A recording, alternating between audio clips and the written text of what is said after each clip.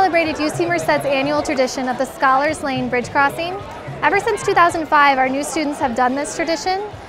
This year was a little different though, because we had our San Joaquin Valley UC Alumni Network greet them at the end of the quad with popsicles and water bottles because it's hot out here, and just kind of welcome them into the UC community. I felt like it was a very monumentous occasion for me. I felt like this is the start of a new chapter in my life and I'm ready to embark on this quest.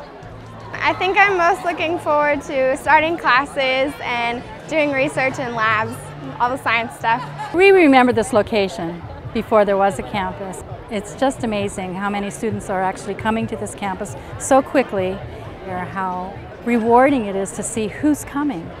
Students that are really grateful to be here, who really appreciate the opportunity and are excited about learning, and we just love having them.